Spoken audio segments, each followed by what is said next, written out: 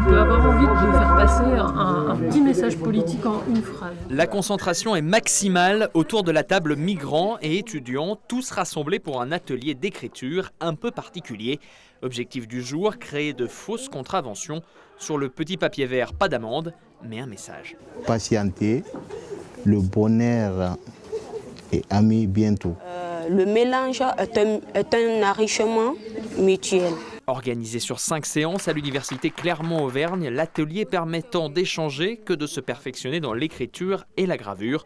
L'occasion aussi de créer des liens. Ça permet un partage, ça permet de sortir de son univers quotidien, de ses rencontres habituelles.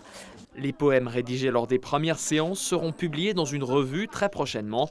À l'initiative du Secours populaire et du service culture de l'université, le projet a conquis les étudiants comme les migrants. Ça me plaît très bien, ça me donne l'envie de vivre, de revivre encore. C'est toujours important d'apprendre des choses neuves. Et le dessin, ça me fait plaisir, même que je ne sais pas dessiner très bien, mais j'arrive quand même. Ça me permet de rencontrer des gens merveilleux, de voyager à travers différentes cultures et également de travailler un peu l'aspect artistique. Un lieu de dialogue et de rencontre. La journée s'est terminée par une distribution de fausses amendes dans Clermont-Ferrand. De quoi surprendre à coup sûr les automobilistes auvergnats. Ah, elle serait pas belle la journée de ski si l'on n'avait pas besoin de faire la queue pour acheter un forfait, si l'on était assuré d'avoir de la neige et si l'on n'avait jamais froid sur le télésiège. Rien qu'en France, le business de l'aménagement de la montagne génère plus d'1 milliard d'euros de chiffre d'affaires. De quoi motiver les acteurs économiques à innover pour gagner des parts de marché. Au salon Mountain Planet à Alpexpo, nos entreprises locales ne sont pas en reste. Une douzaine d'entre elles s'unissent sous la bannière Grenoble Alpes Isère. Scaping, par exemple, est une start-up qui propose les webcams du futur. Nous, les skieurs, au sens large, on avait une mauvaise idée de la webcam. On se disait, oh, c'est pas beau. Bon, ça me permet de voir s'il y a de la neige, mais c'est pas très beau. Nous, ce qu'on voulait, c'était vraiment donner envie aux gens d'aller au ski, à la plage. Donc faire la promotion touristique au travers de ces caméras. Donc pour ça, on a développé notre propre gamme de caméras ici à Grenoble pour avoir la meilleure qualité possible. Comme si vous étiez là en fait. Ces webcams proposent 4K, photos et vidéos panoramiques, pause longue pour observer votre station, même la nuit. Le tout accessible pour 700 à 6 000 € selon le modèle de caméra. Créée en juillet 2014 à Grenoble, la société Scaping a déjà installé une soixantaine de ces dispositifs, essentiellement sur les Pyrénées et les Alpes du Nord. L'une d'entre elles permet déjà d'observer Grenoble depuis la Bastille. Toujours sur le même stand, on trouve Snowfarm, un système capable de produire de la neige même par des températures positives. Il doit consommer 8 fois moins d'électricité et permettre d'économiser 40% d'eau par rapport à un système conventionnel. Mais par quel prodige ? Le process est un poil compliqué, donc on va essayer de vulgariser dans les grands traits. Il s'agit peu ou prou d'ouvrir une bouteille d'eau au milieu de l'espace et de voir ce qui se passe. Quand on va soumettre l'eau à du vide, on va faire une évaporation forcée de cette eau et qui va geler l'eau liquide et donc la passer en eau solide. Un prototype est actuellement en test à Villard-de-Lans. Le produit fini sera commercialisé fin 2018. Ah oui. Ah ben là, c'est ton papa. Là. Angela et Jean s'accordent un petit voyage dans le temps cet après-midi. Ils parcourent l'album de leur vie, leur naissance en 1918, leur mariage, la famille qu'ils ont formée. Et cette année est particulière, ils fêtent tous deux leurs 100 ans. Enfin d'abord pour monsieur. Oui, parce que moi j'ai 3 mois de moins que lui. Et tu me dois le respect. Alors on le fait ensemble, les 100 ans. Toujours main dans la main, c'est une belle histoire d'amour qui les a tenus pendant toutes ces années. Ils aiment se laisser aller aux souvenirs de leur première rencontre. Pour le 11 novembre 1937, je suis descendu au Chambon. Il y avait la fête au Café de Paris. Ah oui. Et je tombe là-dedans. Je vois cette belle brune avec ses amis. Mais entre elles, elles parlaient en polonais. Chose que j'ai été surpris quand j'ai vu cette belle brune parler le polonais. J'ai dit, elle, c'est pas une polonaise. Oui, parce que j'ai été élevée vers... Ben oui, mais explique, tes copines. Ben, j'ai été élevée Vous savez, on était tous mélangés, on allait à l'école, j'avais des copines polonaises, j'avais appris le polonais. Alors pour faire marronner les jeunes, on parlait le polonais. 8 jours après, Jean se présentait au père d'Angela pour la fréquenter. Il est ensuite parti pour la guerre. Elle l'a attendu 3 ans et ils se sont enfin mariés. C'est dans la Loire qu'ils ont choisi de rester pour faire leur vie. Jean, mécanicien, a participé au lancement de la première ligne de trolleybus à Saint-Étienne en 1949. Aujourd'hui, la famille est bien agrandie. 5 enfants, 15 petits-enfants et une vingtaine d'arrière-petits-enfants qu'on a du mal à compter. Et les cadeaux? Il n'y a pas de cadeaux. Il n'y a pas de cadeaux, alors vous pouvez repartir. Une famille très soudée. Chez Jean et Angela, il y a toujours quelqu'un pour veiller sur eux. Presque tous les jours. Presque tous les jours. Parce que quand ce n'est pas nous, c'est souvent un de nos enfants qui habite à Saint-Étienne, Firminy. Même des cousins qui habitent. Un cousin aussi, qui est très présent aussi. Ça leur évite de sortir. Parce qu'il n'y a pas bien longtemps qu'ils sortent plus. Ça fait combien? Depuis cet hiver. Oui, 3-4 mois à peu près. Et encore c'est nous qu'on leur l'a presque interdit. Parce qu'on s'inquiétait. Mais sinon, je suis sûre que sitôt qu'il va faire meilleur, ça va être dur de les tenir. Oui. Le secret de longévité de ce couple? Peut-être une bonne hygiène de vie, le vélo qu'aimait pratiquer Jean, mais aussi peut-être ce fort lien familial. Personne n'a de réponse à cette question. En attendant, ils profitent de leur vie à deux. Et même après plus de 70 ans de vie commune, Jean ne manque pas une occasion de faire la sérénade à sa belle. Tu vas franchir la porte, mon âme semble forte, quand ton bagage emporte nos souvenirs. On a eu la chance d'avoir plusieurs naissances, dont les guépards qui sont derrière moi, qui a une naissance assez exceptionnelle. C'est un véritable baby-boom au safari de Peaugres. Depuis quelques mois, les naissances se multiplient dans le parc zoologique ardéchois.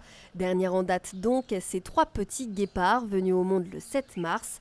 Un animal qu'il est très difficile de faire reproduire en captivité à cause de son caractère. Ils sont solitaires d'abord, et la mère va devoir choisir un mâle qui lui convient. C'est la femelle qui choisit le mâle. Si on a une femelle qui est assez calme, il faut que le mâle soit assez calme. Si on a une femelle qui a plus de caractère, il faut que le mâle en ait assez pour pouvoir se reproduire. Donc ça va demander beaucoup de travail, beaucoup d'échanges avec d'autres parcs zoologiques et beaucoup d'échanges au sein des différents enclos qu'on a chez nous pour trouver la bonne combinaison, pour trouver le bon mâle à la bonne mère. En plus de ces félins, Peaugres a vu naître 2 makikata juste avant Pâques, une espèce qui s'accouple cette fois-ci bien plus facilement au sein des zoos. Il faut avoir un groupe avec une structure sociale naturelle. C'est un groupe qui est dirigé par des femelles, qu'on appelle en matriarcat. Et après, il suffit qu'on ait la bonne structure et on aura des accouplements avec des petits. Des petits ours, adax et wallabies sont aussi venus grossir les effectifs du parc. Quant à eux, ce ne sont pas des bébés, mais de très petits singes. Ils ont pris place dans la serre des Minus, l'une des dernières nouveautés de Peaugres.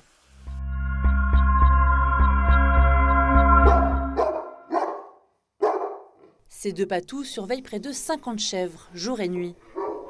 Bernard Marchand les choisissait il y a quelques années. Aujourd'hui, ils font partie intégrante de l'élevage.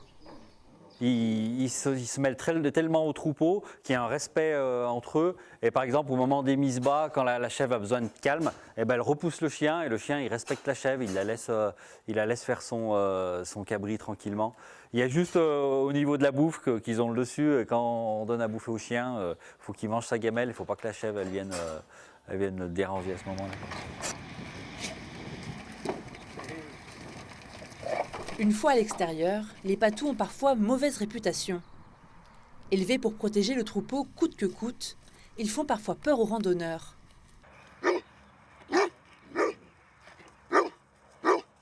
On prend les chiens pour se protéger, quoi. Donc on est obligé de les prendre, c'est pas par plaisir. Après, nous, ce qu'on souhaite, c'est que ça se passe le mieux possible. L'été dernier, de nombreux incidents ont eu lieu. Alors les éleveurs tentent d'informer les randonneurs. C'est le cas d'Yves Lachenal. Il est éleveur de chèvres depuis plus de 10 ans. Ayez un comportement calme, laissez-vous approcher par les patous Nous, on fait notre travail en amont sur la sélection des chiens, essayer d'avoir des chiens qui ne soient pas agressifs, des chiens qui ne courent pas après les vélos. Donc là, Bernard, en l'occurrence, lui, c'est facile, il a une piste cyclable. C'est-à-dire que les chiens côtoient des cyclistes, ils savent que ça ne représente pas un danger. Si vous êtes en vélo, tous les chiens n'ont jamais vu de vélo et en général, ils vont vous courir après. Le moindre des choses, ou les gens qui font du trail de plus en plus, arrêtez-vous, oubliez le chronomètre pendant un moment, posez-vous, laissez les chiens vous identifier et les 3/4 du temps, ça va très bien se passer. Plus que quelques semaines avant la montée en alpage. Les chèvres se retrouveront en liberté quasi totale, évidemment accompagnées de leurs gardiens. Rien ne pouvait gâcher la fête. Assurées d'être championnes du monde de première division avant le coup d'envoi du dernier match, les Françaises n'ont fait aucun cadeau aux Slovaques. En guise de conclusion d'un mondial réussi à Vojany, les joueuses de Grégory Tarlé ont asséné un cinglant 7-1 à leurs adversaires du soir. Une déferlante de joie bienvenue avant le sacre officiel. Eh ben, que dire, mission accomplie. Historique, première fois qu'on va accéder à l'élite. Je suis vraiment fière de cette équipe. Je pense qu'on est vraiment allé chercher mentalement. Je suis vraiment heureuse. Initialement prévue à Strasbourg, la compétition s'est finalement déroulée dans l'Oisans. Une bonne pioche pour le staff tricolore. Vojany nous réussit puisque l'année dernière, il y a 3 ans, avec les juniors, était monté aussi en élite mondiale. Donc vraiment une bonne place, on va revenir. Bien que moins médiatisées que leurs homologues masculins, les hockeyeuses françaises ont pu compter sur l'appui d'un public indéfectible. Moi, je suis venue exprès toute une semaine. On a été super bien accueillis par la ville de Vojany. Moi, je suis Dunkerque.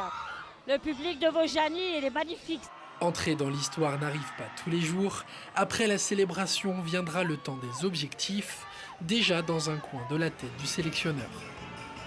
Voilà, l'équipe de France a jamais été championne du monde de cette division-là. On va accéder à l'élite.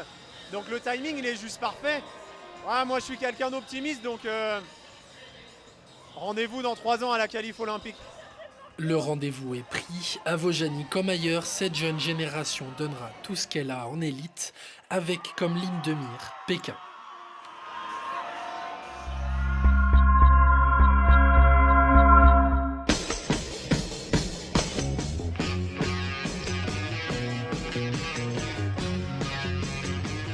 Andy Warhol au musée de l'imprimerie de Lyon. L'artiste américain est en ce moment au cœur de cette exposition consacrée tout particulièrement à son travail d'illustrateur. Une centaine d'œuvres prêtées par Paul Maréchal, un collectionneur privé québécois qui s'est pris de passion pour le maître du pop art en 1996, après l'achat de cette pochette de disque de Paul Anka. C'est vraiment l'achat de cette pochette, la découverte de cette pochette chez un disquaire qui est à l'origine effectivement de son intérêt pour Andy Warhol qu'il a creusé au fur et à mesure en fait. Il y a à peu près 700 œuvres, donc en plus de 21 ans. Parmi les œuvres à découvrir, pour certaines exposées pour la première fois en Europe, de nombreuses affiches, des cartes postales ou encore des étiquettes commerciales, des objets uniques qui n'avaient au départ pas vocation à être conservés.